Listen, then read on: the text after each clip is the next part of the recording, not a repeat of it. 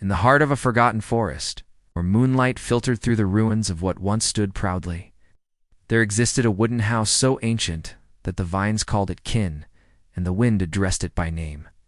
Within its bowed beams and splintered ribs lived a colony of termites bale, relentless artisans of decay who toiled in silence, never questioning the nature of their labor.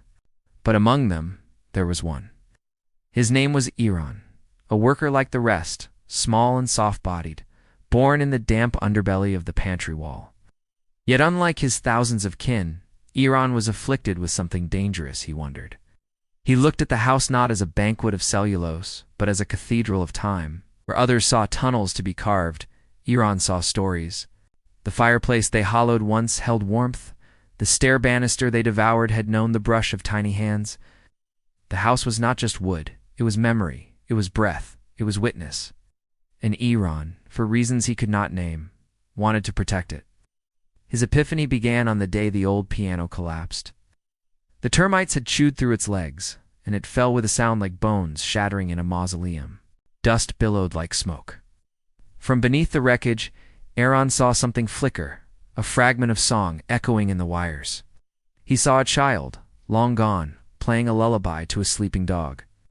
The vision was not real, not exactly, but it settled in Aaron's mind like a seed. That was the moment he made his vow, to halt the colony's slow undoing of the house. But how does a termite bred for destruction speak against the only truth his kind has ever known? He began by hiding planks, redirecting traffic, blocking key tunnels. He gnawed warnings into timber, tiny messages no one else could read. At night, while the others rested in their chambers, Iran wandered the attic beams, tracing the outlines of old paintings, pressing his antennae to the dried ink of forgotten letters. He was learning the house was not empty. It breathed differently now, quieter perhaps, but it remembered. And Iran was determined to honor that memory, even if it meant standing alone in a world that did not believe in preservation, only hunger. Of course, word of his odd behavior spread through the galleries of rot. The queen, bloated and blind, heard murmurs of hesitation in the grain, whispers of rebellion in the dust. She summoned Aaron. The chamber where she lay pulsed with warmth and decay. Surrounding her were guards with jaws sharp as chisels. "You are impeding the cycle," she hissed, her voice like the creak of wood under snow. "You dishonor the mission." Iran bowed low, as tradition demanded, but in his chest, a fire flickered. "We've eaten too much," he dared to say. "This house is not just food, it is a home, a story. We are not its rightful end." The queen laughed, a sound like falling shutters. "We are termites. We unwrite so new things may be written. Speak as if you are more than what you were made to be." But Aaron did not shrink. "If we destroy everything, what is left to remember? Who will know the house was ever here?" That question hung in the air like sawdust. He was cast out, exiled from the inner chambers, marked with the scent of traitor. Other termites avoided him. They clicked their mandibles in disdain, some in fear. Alone now, Aaron worked in secret. He began reinforcing beams with resin stolen from the garden roots. He chewed away mold to preserve frames, learned to sculpt, not to ruin. Using bits of bark and glue, he patched a window, even deciphered the remnants of human ink, piecing together parts of a diary, scratched and frayed. June 12th.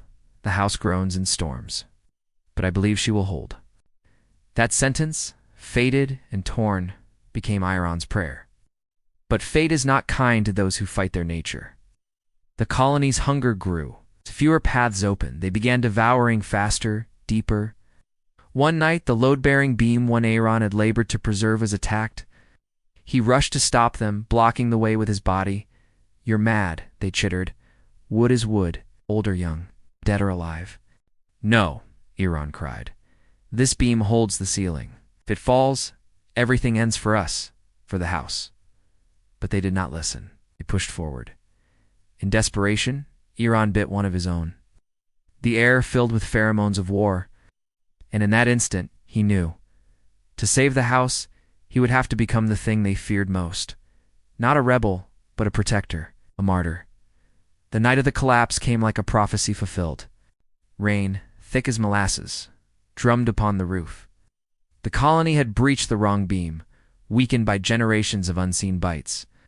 The dining room ceiling, A magnificent expanse of oak and forgotten laughter gave way with a groan that echoed across time. Dust, splinters, ruin.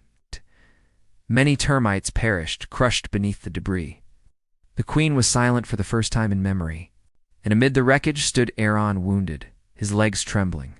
He had tried to warn them, tried to slow the inevitable.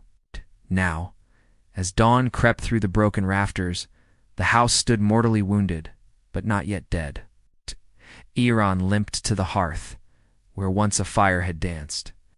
There he carved, with what little strength remained, one last message into the wood. We were here. We mattered. His body, failing, curled beside the etching. The other termites, shaken and quiet, began to gather. Something unspoken passed among them, not words, for they had none but a shift, like the first breath after winter. Perhaps they would not change overnight, but a memory had been planted. A termite had died not to eat, but to preserve, and somehow, impossibly, that meant something. Years later, long after the house was reclaimed by moss and silence, a young girl on a hike stumbled upon the ruins. She peered through the broken frame and ran her fingers over the strange carved words in the stone-cold hearth. We were here. We mattered. She took a photo, thinking it was left by a forgotten human.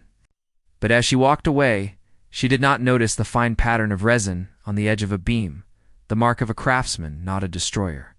And far below, in the soil where termites still whispered, the legend of Iran, the one who saw history in wood and defied his hunger, was still told.